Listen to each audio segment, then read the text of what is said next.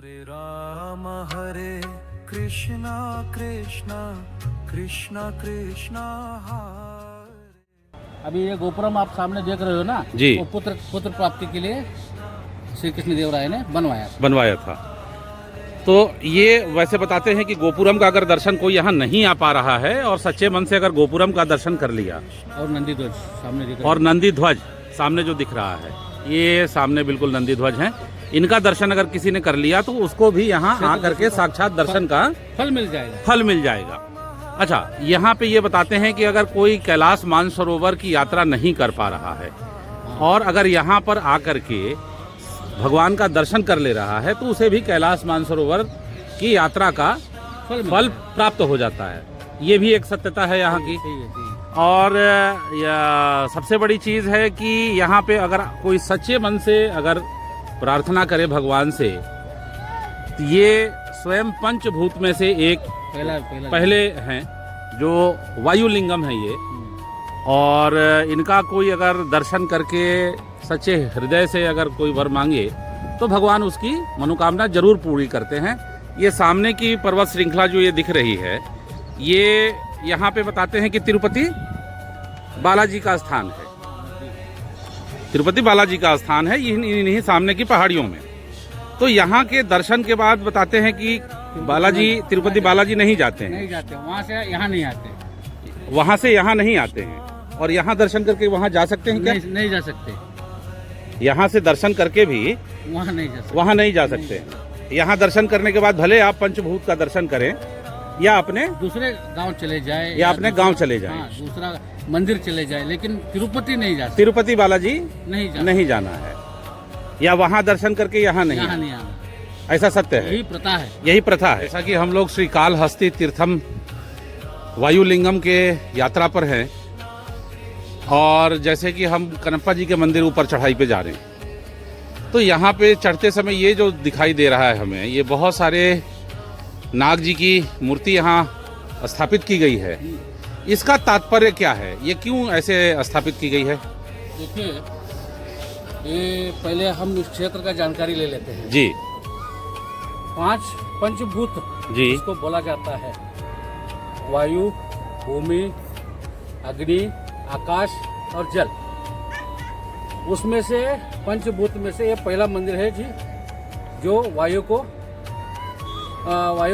ये करता है, मतलब वायु कारक है। वायु कारक है। यहाँ पे नीचे मतलब मकड़ी है, उसके ऊपर सांप है, उसके साइड में हाथी है। ये क्षेत्र का नाम है श्री कालहस्ती। श्री मतलब मकड़ी, काल मतलब काल सर्प, हस्ती मतलब हाथी। ये तीनों मोक्ष पाए थे यहाँ पे, इसलिए इस क्षेत्र का नाम श्री कालहस्ती पड़ा है। और सबसे शिव भक्त जो पिछले जन्म से शिव का अंश लेके इस जन्म में बेड़ बन के पैदा हुआ था।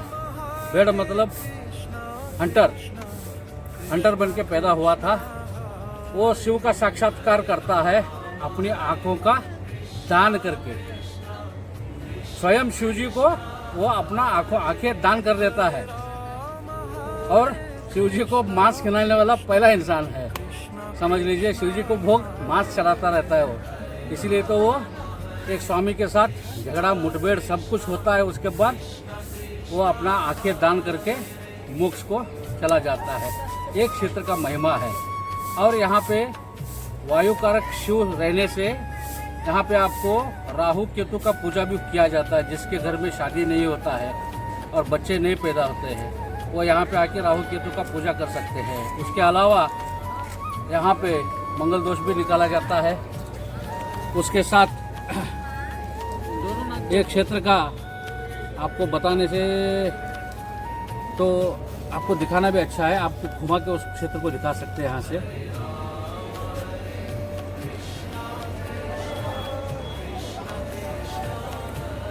साक्षात शिव, और ये शक्तिपीठ भी है। पार्वती माता का दायां हाथ का, ये सती माता का ये पूरा अंग यहाँ पे गिरा हुआ है।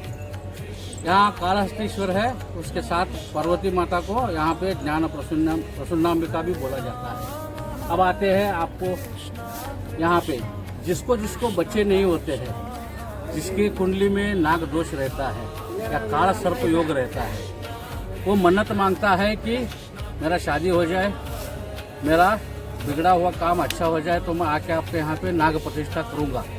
तो आके यहाँ पे ये नाग प्रतिष्ठा करके वो चले जाते हैं। जिसको संतान की प्राप्ति हो गई हाँ, वो आके कर देगा यहाँ पे। यहाँ पे 2 नाग है, वो कल्याण के लिए है। ये जो सिंगल नाग है वो पुत्र प्राप्ति के लिए है। जो सिंगल नाग हैं वो पुत्र प्राप्ति के लिए हैं, जो और जो डबल हैं हाँ वो कल्याण नाग है। कल्याण नाग हैं। मतलब शादी के लिए जो भी मन्नत मांगा जाता है वो पूरा होने के बाद दोनों जोड़े से यहाँ स्थापित कर दिया। यहाँ स्थापित। तो ये कोई भी कर सकता है, कोई भी कर सकता है। जिसने भी मन्नत मांगा यहाँ पे हाँ, वो कोई भी कर कोई सकता भी है। कर सकता भक्त कनप्पा शिकारी थे और यहाँ पर साक्षात जब भगवान का दर्शन उन्होंने किया, बहुत पहले भगवान को वो नहीं मानते थे। जी जब ये शिवलिंग का दर्शन उनको हुआ, हाँ वो कथा मैं ऊपर बताऊंगा आपको। अच्छा, तो आइए फिर ऊपर चलते हैं चलिए। भक्त कनप्पा के मंदिर। हाँ, और चल करके वहाँ से भक्त कनप्पा की वृतांत चर्चा करते हैं। हरे राम कृष्णा कृष्णा कृष्णा कृष्णा हरे राम कृष्णा कृष्णा कृष्णा कृष्णा हरे राम कृष्णा कृष्णा कृष्णा कृष्णा। हमारे सनातन धर्म में यह माना गया है कि संपूर्ण सृष्टि मानव शरीर से लेकर इस ब्रह्मांड तक पंचभूत तत्वों से बनी है। इन 5 तत्वों को कहा जाता है पंचभूत तत्व। यही तत्व हमारे जीवन, स्वास्थ्य और आत्मा की नींव है। कृष्णा कृष्णा हरे ये पंच तत्व पंचभूत हैं। पंचभूत सदाशिव हैं, जिनसे समस्त सृष्टि बनी है। ये पंचभूत पृथ्वी, जल, अग्नि, वायु और आकाश हैं। इन 5 तत्वों के गुण और स्वरूप के बारे में हमारे भारतीय दर्शन में विस्तृत व्याख्या मिलती है। पृथ्वी तत्व में स्थिरता है, घनत्व होता है। जल तत्व में तरलता और नमी होती है। अग्नि तत्व में ऊर्जा, प्रकाश और ऊष्मा होती है। वायु में गति और स्पर्श, और आकाश तत्व में विस्तार, ध्वनि का गुण होता है।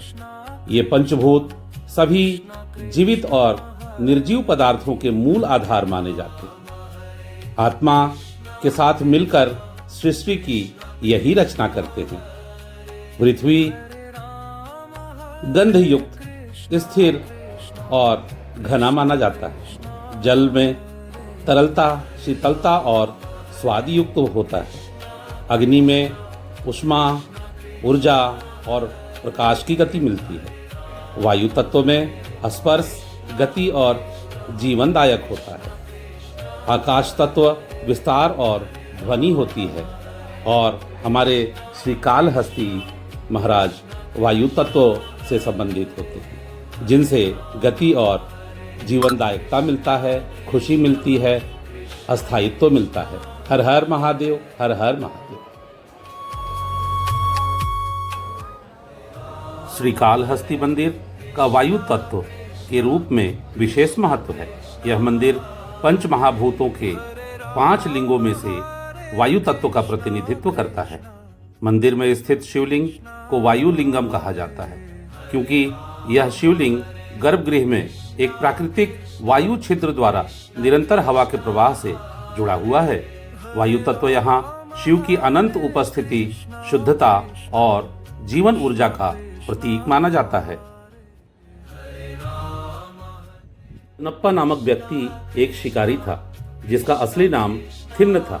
वह अपने साथी शिकारी से अलग होकर जंगल में भटक गया और एक छोटे से शिव मंदिर में पहुंचा, जहां शिवलिंग स्थापित था। कनप्पा को शिवलिंग देखकर भगवान शिव के प्रति इतना गहरा प्रेम और भक्ति हो गई, लेकिन उसे पूजा करने का सही तरीका पता नहीं था। वह मन में श्रद्धा और भक्ति के साथ शिवलिंग की सेवा करने में लग गया। एक बार उसने देखा कि शिवलिंग की एक आंख से खून बह रहा है। अपनी भक्ति दिखाने के लिए कनप्पा ने अपनी एक आंख निकालकर शिवलिंग को अर्पित कर दिया। उसके बाद दूसरी आंख से भी खून बहने लग गया, तो वह अपनी दूसरी आंख निकालने वाला ही था कि भगवान शिव प्रकट हो गए और उसकी भक्ति स्वीकार कर लिए। हर हर महादेव। कृष्णा कृष्णा हरे हरे राम कृष्णा कृष्णा कृष्णा कृष्णा हरे राम हरे कृष्णा कृष्णा कृष्णा कृष्णा हरे